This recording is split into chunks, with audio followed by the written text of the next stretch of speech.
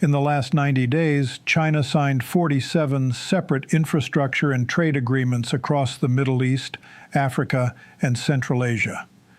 Not one made the front page, not one. And that silence, that deliberate engineered silence, is the most important story happening on the planet right now. Before we go any further, if geopolitics actually matters to you, hit subscribe right now.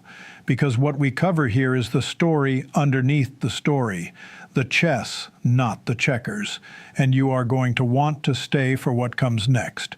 Here is what the cameras are showing you. Explosions, funerals, press conferences, flags, generals pointing at maps, politicians talking about strength and security and protecting civilizations. And here is what the cameras are not showing you. A country on the other side of the world that has not fired a single bullet, lost a single soldier, or spent a single yuan on this conflict, quietly positioning itself to inherit everything that falls apart. We are living through one of the great strategic pivots of the last 100 years. And most people watching the news every night have no idea it is even happening. Let me take you back to something that did not get nearly enough attention. In the weeks before the strikes on Iran began, back-channel diplomatic signals were moving through Oman. The framework of a deal was being discussed. Not a perfect deal, not a deal everyone loved, but a functional agreement, enrichment limits, international inspectors, a structured de-escalation. People who were in those rooms have since confirmed it was closer than the public was ever told. And then the missiles flew. Now ask yourself the question that changes everything.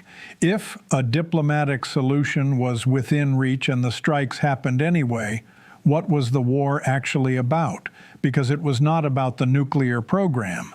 The International Atomic Energy Agency, which does not take sides and does not do politics, said at the time that there was no confirmed evidence of an organized weapons program, so scratch that reason. What else? Control, specifically control of the arteries of the global economy. The Persian Gulf, the Strait of Hormuz, the energy flows that every major economy on Earth depends on. For 70 years, American grand strategy has rested on a single foundational idea. If you control where the energy comes from, you control who rises and who falls. You do not even need to fight a war. You just need to be the one holding the door. That strategy worked spectacularly for decades, and now it is backfiring in ways that should genuinely alarm every serious person on Earth, regardless of which country you live in. Here is where everything changes, and almost no one is connecting these dots. China saw this coming, not because China has psychic intelligence, because China has been preparing for exactly this scenario for 15 years. While the foreign policy establishment in Washington was still debating Cold War frameworks and threat assessments, China was quietly building the infrastructure to make itself sanction-proof, blockade-resistant, and energy-independent from the systems America controls. The pipelines through Central Asia, the long-term oil contracts with Russia locked in after 2022 at below-market rates, the port infrastructure from East Africa to Southeast Asia built through the Belt and Road Initiative, the currency swap agreements with Gulf states that allow trade to happen without touching the dollar. Each one of these moves, taken individually, looks like normal commerce. Taken together, they form a parallel architecture, a second global economic system that does not root through New York or London or the institutions America dominates. And here is the brutal irony. The disruption in the Strait of Hormuz, which was supposed to demonstrate American leverage over its rivals, is actually hitting American allies far harder than it is hitting China. Japan, South Korea, Germany, France, all of them are bleeding from energy price spikes. China has alternative routes. China has long-term locked-in prices. China watched the weapon America built to contain it misfire and hit the people standing next to America instead. If you were writing a spy novel, the editor would tell you that is too convenient. But this is not fiction. Let us talk about money, because this is the layer that truly keeps strategists up at night. There is a concept called dollar hegemony. It sounds abstract, but it is the most concrete source of power the United States has. Because oil is priced in dollars, every country in the world that imports energy, which is almost every country in the world, needs to hold dollars. This creates a permanent structural global demand for American currency. It is the reason America can run trillion-dollar deficits without triggering a currency collapse. It is the reason American financial sanctions actually work. Cut someone off from the dollar, you cut them off from the global economy. This system has been running for 50 years, and it is starting to crack.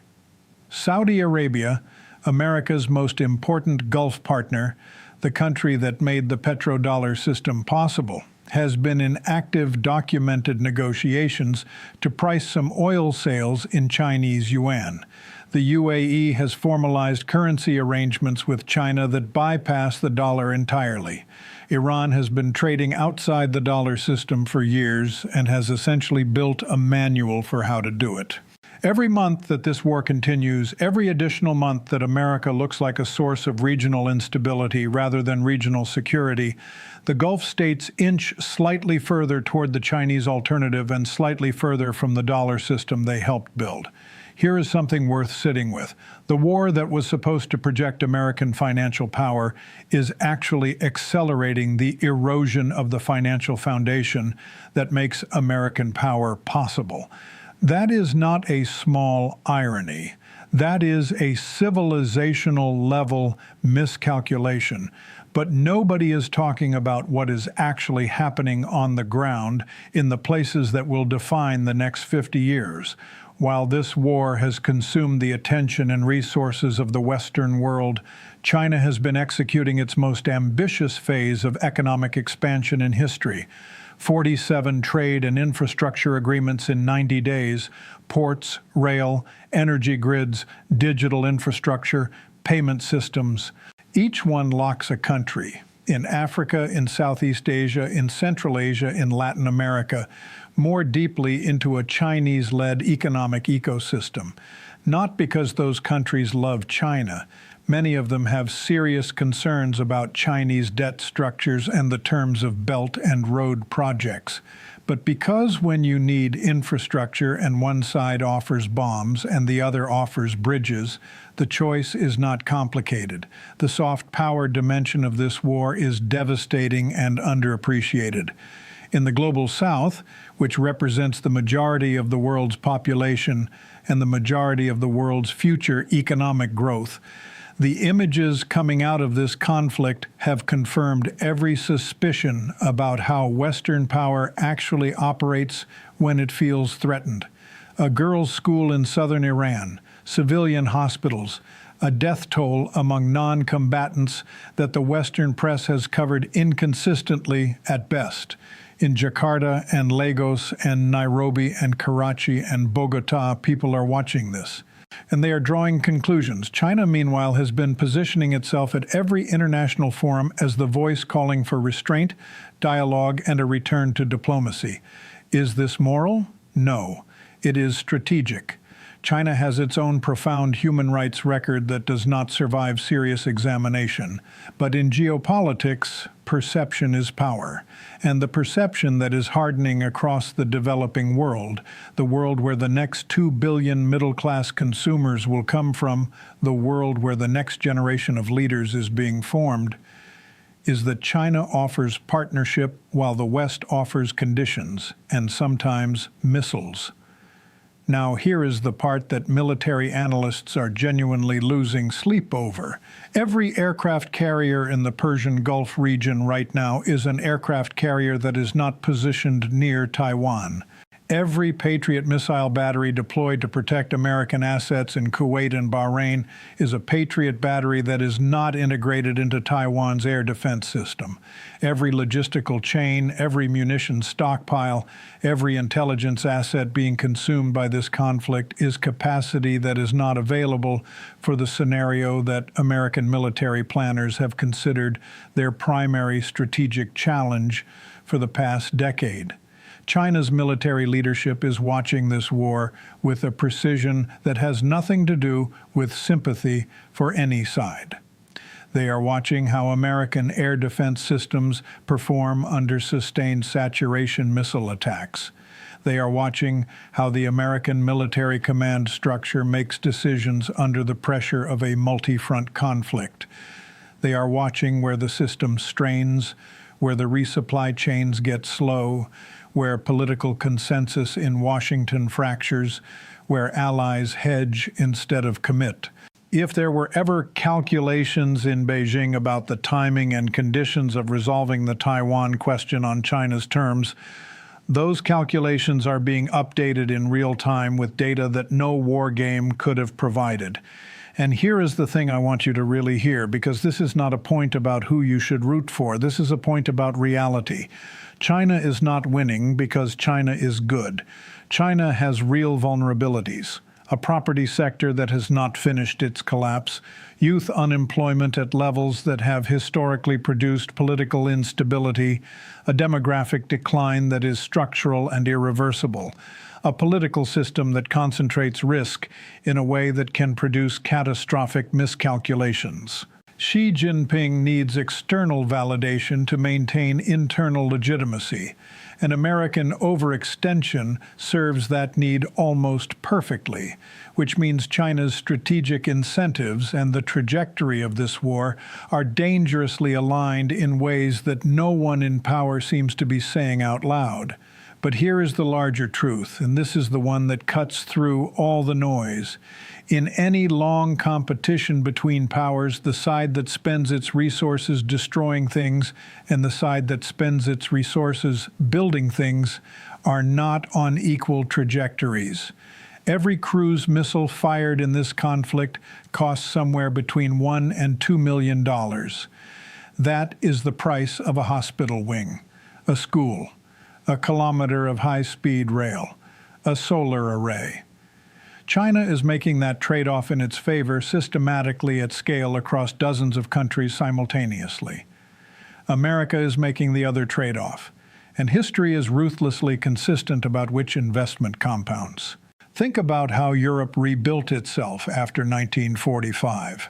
Think about how South Korea went from a war-devastated country to a technology powerhouse in 40 years.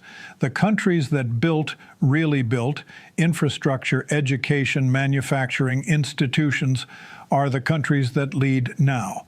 The countries that spent that era fighting wars of choice in other people's territories are the countries that are arguing about why their middle class is shrinking.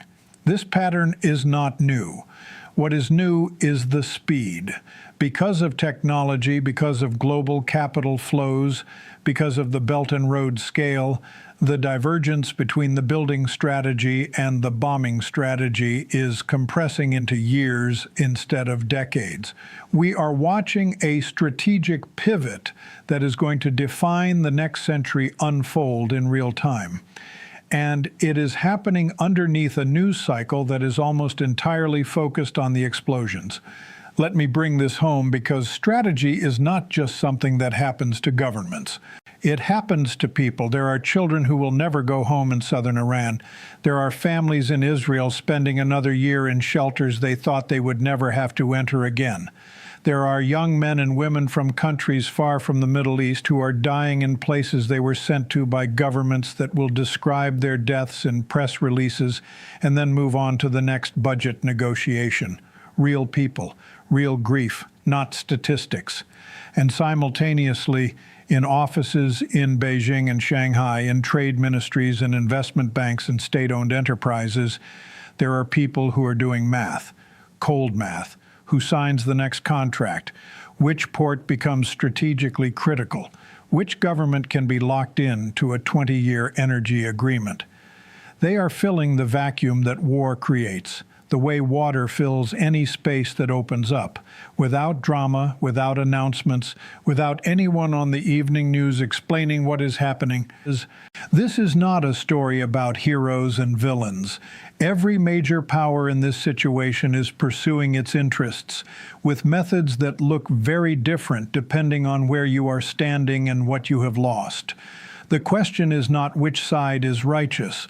The question is which side is coherent, which side has a strategy that compounds, which side is building the architecture of the next era, while the other side defends the architecture of the last one.